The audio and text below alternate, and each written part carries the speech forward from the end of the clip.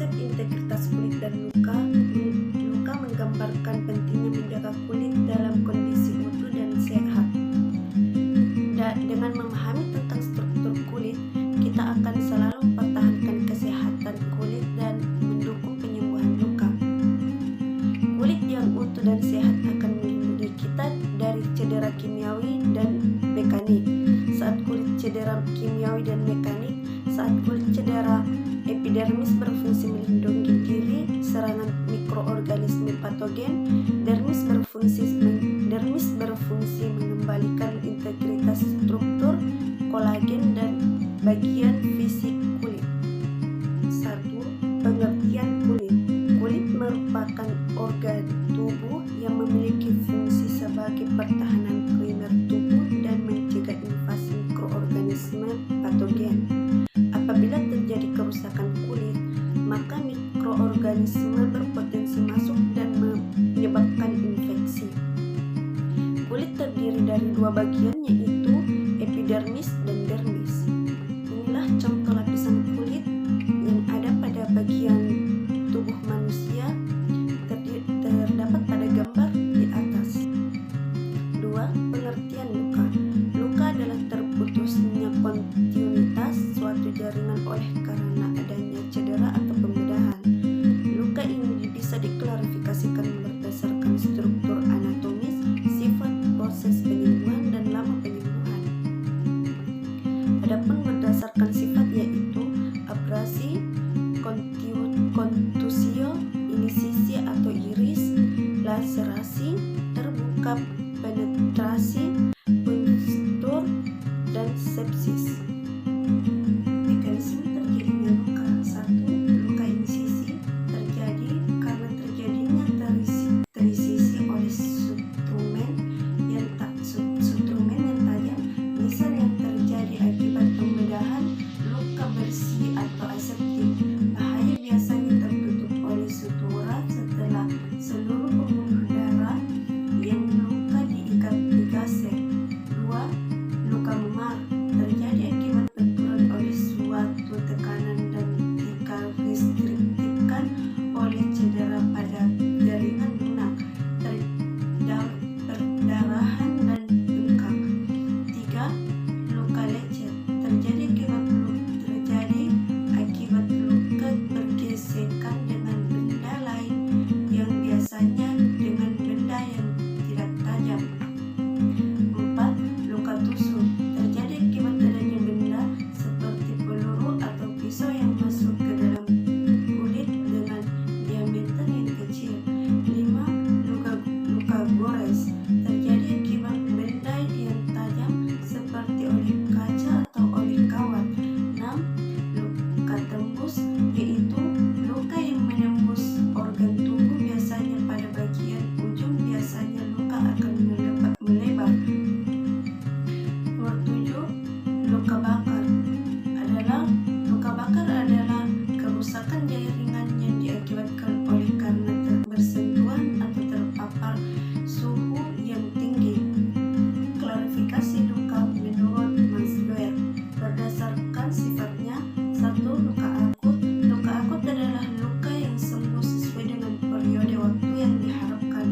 Luka akut dapat dikategorikan sebagai 1. Luka pembedahan, contoh inisisi, eksisi, dan skin graft. 2. Luka akut bukan pembedahan, contoh luka bakar. 2. Luka akut akibat faktor lain, contoh abrasi, laserasi, atau injuri pada lapisan kulit seperti fisial. Nomor 2. Luka kronis. Luka kronis adalah luka yang proses penyembuhannya mengalami keterlambatan. Bagian B. Berdasarkan kehilangan jaringan. 1. Superficial. Luka hanya terbatas pada lapisan epidermis. 2. Parsial. Luka meliputi lapisan epidermis dan dermis. 3. Penuh.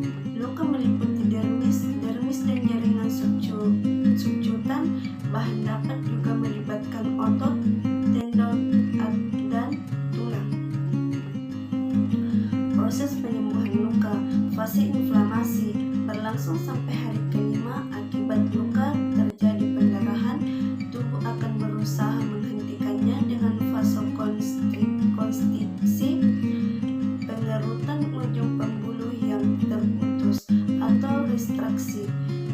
dan reaksi hemostasis, fase profavelasi atau fibroblasi, berlangsung dari akhir masa inflamasi sampai kira-kira minggu ketiga. Pada fase ini terjadi proliferasi dari fibroblast yang menghasilkan mukopoliskarida, asam aminoglasin, dan prolin yang akan mempertaruhkan tepi luka. Fase proliferasi atau fibrillasi. Pada fase ini terjadi proses pematangan yang terdiri dari penyerapan kembali yang berlebih, penurunan sesuai dengan gaya gravitasi, dan akhirnya pelupaan kembali jaringan yang baru terbentuk. Faktor-faktor yang mempengaruhi penyembuhan luka. 1. Koagulasi. Adanya kelainan pembekuan koagulasi akan menghambat penyembuhan luka sebab hemostasis merupakan tolak dari fase inflamasi. 2. Gangguan sistem imun. Infeksi virus.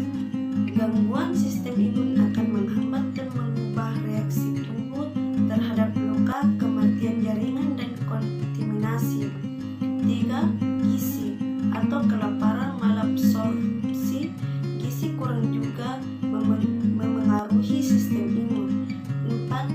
Penyakit kronis. Penyakit kronis seperti TBC, diabetes juga memengaruhi sistem imun.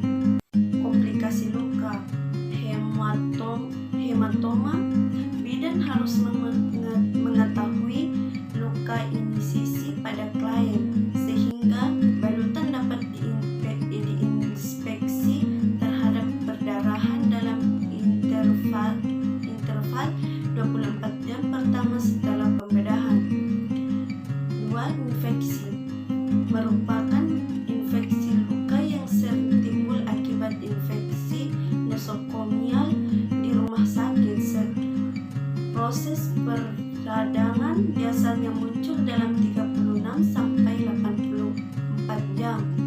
Denyut nadi dan temperatur tubuh klien biasanya meningkat, sel darah putih meningkat. Luka biasanya bengkak, hangat, dan nyeri. Jenis-jenis yang mungkin timbul. Celulitis merupakan infeksi bakteri pada jaringan.